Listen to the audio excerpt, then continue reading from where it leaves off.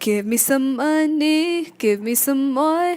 Students face money problems, what for? Let me help you, let us help you. Welcome to Money Talk. Good morning and welcome to Money Talks. I am your host, Miss Rufo. According to a Pew Research Center article from July 2018, there is a real decline in overall youth employment in the United States and a trend that's also been observed in other advanced economies. Researchers have suggested multiple reasons why fewer young people are working, specifically during the summertime. Some reasons: there are fewer low-skilled jobs available and entry-level jobs than in decades past, and more schools are ending in late June and restarting before Labor Day. That right there is an indicator that schools should end around Memorial Day and start after Labor Day for the good of the economy. More teens are doing unpaid community service work as part of their graduation requirements, and they're also using it on their college applications.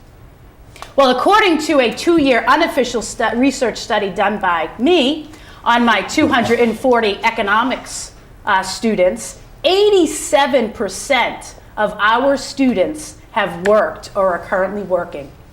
And today we have 3 of those students with us. Joining us for today's panel, and that's Tessa McAndrews, Sarah DeCavallo, and Andrew Federici. Welcome, everybody. Thank you for taking some time out of your day to be with us. Let's just get it out there. Where are we working, and what is your current position at your job right now? I started working at Cold Stone when I was 15, and I'm currently a manager there. I also work at a preschool after school 3 days a week. I work at Kumon Math and Reading Center, and I'm a supervisor there. I started out working at the Regal Movie Theater in Westboro, but that closed down like a year ago, and I now work at Extreme Craze in Westboro, which is a laser tag place.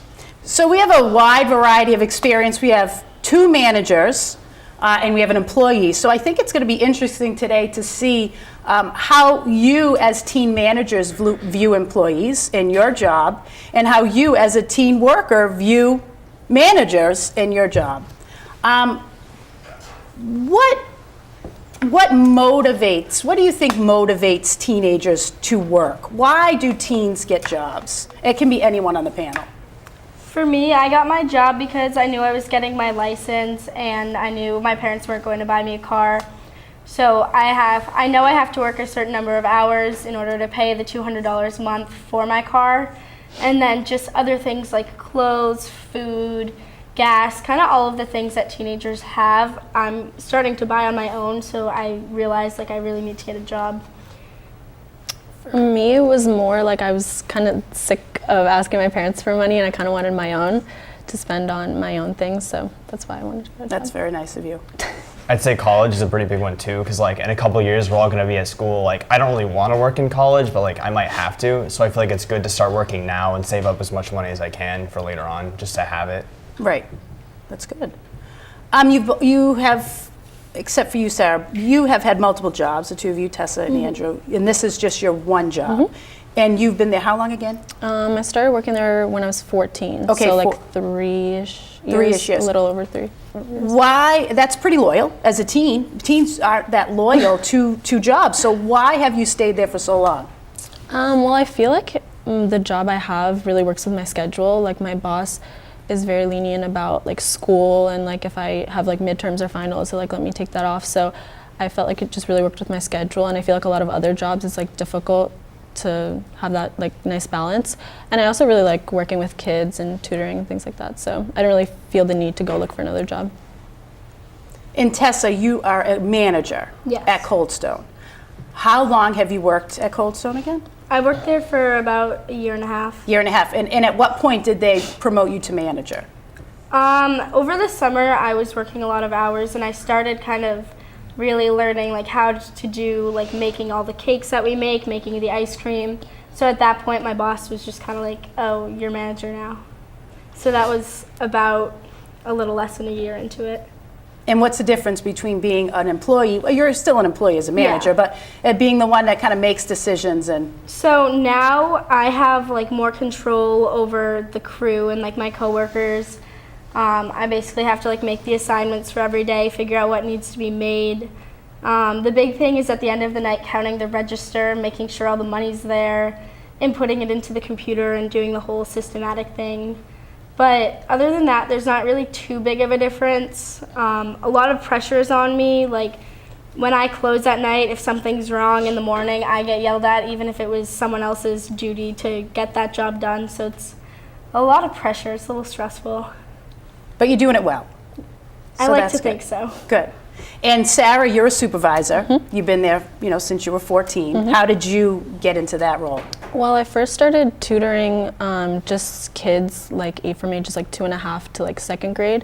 And then once I started working there for a couple of years, my boss made me a supervisor. So now I tutor like older kids, like middle school and high school. And I have like other additional things, like I have to train the new employees and so like other things like that. So yeah. I'm going to hold off on you, Andrew. Sure. I'm going to go back and pick on these two for a second, okay? So Tessa, as a manager, do you have teenage employees and adults plus, 18 plus employees? Do you have a mix? It's a mix. There are 3 other employees who are either in college or one of them's not in college, she's just older. So working with them, it's definitely a little awkward, and some of them are also managers, so it's kind of like I don't really know what to do, because if I'm scheduled as manager, like I have to tell them what to do, but it's definitely difficult. And then the rest of my coworkers are either my age or a year below me, and the kids who are a year below me are definitely like less respectful, because they're just kind of like doing what they want to do and not really getting done what needs to get done.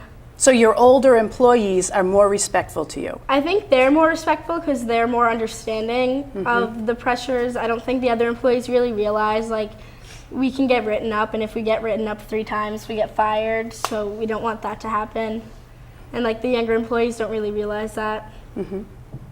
And Andrew, you haven't been in a manager's role, is that Yeah, correct? correct. So you've worked in 2 places, at the movies and now at this fun, what do you do at the place you're at now? The employees at Extreme Craze, like no one really has like a defined role other than Okay. the managers. For the most part, you kind of just fool around. You can like either make pizzas in the cafe, or you work at the front desk with like the prizes and stuff like that, or you like actually get to marshal the laser tag games, like be a ref for them, basically. So you kind of do whatever they need you to do at like any given time, basically. What makes a good boss in your eyes? I would say someone who like engages with their employees, has everything like organized, like they know what they're doing, they have everything laid out for you, so there's no like burden on the employees themselves. Like the managers kind of just take charge and are really good at leading everybody and make sure everyone's like doing a good job. And ladies, what makes a good employee? I think someone who like follows what their boss wants them to do and works hard to succeed in their job and make sure like that their customers like have all their needs fulfilled. Yeah, I agree. Definitely someone who prioritizes the customers and who will do their work and not talk back, and just like also have fun with it, because it's really boring to be at work for like 5 hours with someone who's not talking to you or just playing on their phone when there's nothing to do. And does anyone want to share maybe a incident, event, a story about a customer, or an interaction with a customer, positive, negative, that has impacted your employment? My first week of work, I had a really bad interaction with a customer. So at Cold Stone, we take the ice cream and we put it on this thing called the stone, and then we mix in like whatever toppings they want into it. So this woman and her kid come in, and she ordered a small strawberry with rainbow sprinkles. So I make the ice cream, I put it in the cup, and she was like, "Oh, I actually want a kid size." So I was like, "Okay, that's fine." I just like took out some of it and threw the extras in the trash because I couldn't do anything with it since it was already like mixed with the sprinkles. And she just went into absolute shock. She, like, the way she was talking to me, I was so scared. She was like, "Did you really just throw that in the trash?" And I said, yeah, is there an issue? And she said, I just can't believe you would do that. Are you aware that there are children in other countries who are hungry? And I was like, yes. And I just got really like choked up. I didn't know what to say. And then she left. She was like, I'm never coming back here again. And me and my other coworkers were all just like, okay, it's like a tiny bit of ice cream. It's not that big of a deal. And then she went and called my boss. And since this is only like my first weekend to working, I got a phone call from my boss, and I was like, oh no, what is this about? And he basically went on to say how the woman said I was so rude and thoughtless. So that really, like from the beginning, it made me more aware that customers see everything you're doing. And I didn't think I was doing anything wrong, but you just always have to kind of be aware of what's going on and be aware that like customers sometimes will be in a good mood, sometimes they'll be in a bad mood, so you never know what to expect. And do you have a policy about, was that something that you had to do? Well, yeah, so since she changed the size she wanted, I could have either thrown out the ice cream or kept it, and either me or one of my coworkers could have had it, but none of us wanted it. So like everything we did and that I did was right, and it was by our code, because that does happen a lot where there will be extra ice cream or like a shake will be too big. So it's not really that big of a deal. I mean, we go through tons of ice cream anyways. It wasn't like the last scoop of strawberry ice cream on the planet. Right. So it's kind of a crazy experience. But you made it through. I did. And you learned a lesson. I did. Good. Anybody? Well, for me, at Kumon, we have like a classroom and then like a waiting room for the parents. But I remember my sophomore year, a lot of parents would come into the classroom and try and sit next to their kids while they were doing their work, which I understand because like some parents don't want to be away from their kids. But what would happen is they would, when the kid had like a question or I had to like tutor them, the parent would help them and not let me do like my job. And my boss noticed that, so now he doesn't let any parents in the classroom, and they all have to wait in the waiting room. Do you think that's a good idea? Yeah, I think so, because sometimes I think the parents would like scare the kids too, like they would get really nervous and like not let them do their work. So then it like affected how well they did. Let your children go free. Yeah. Andrew? There hasn't really been that much eventful that's happened when I'm on shift at Extreme Craze, but I've heard a lot of stories from other people, because a lot of the job comes like hosting birthday parties for people, because that's kind of how they get like most of their money there. And like some of the parents can be really difficult when it comes to like how they want things set up. Like you have to cut the cake perfectly, you have to have the exact amount of pizza, and like there's a lot to manage with stuff like that. Some parents are kind of hard to deal with. And as teens, you are actually experiencing the same things that your parents experience at work. And it has to be difficult because you're just not thrown into these jobs, you're new. You're new to the world. You're 15, 16, 17, 18 years old, and through work you are learning how to deal with people, you are learning how to deal with customers and bosses. And so that's really important, and you should actually feel good that you're getting that experience at such a young age, because it will prepare you for the future. Just one more question before we go. What are some suggestions that you can give to managers or people that own companies that have teen employees? What could you tell these business owners that could help them inspire their teen employees?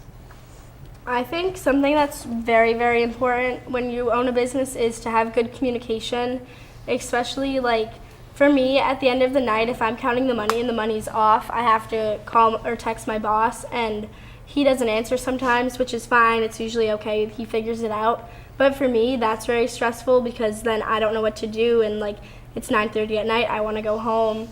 And then another thing is to be aware that we have lives outside of work, because school and sports and extracurriculars are all very time consuming. And I think bosses just need to be aware that work usually isn't the first priority for teen employees, and that we kind of have other things to do with our lives aside from being at their disposal whenever they need us.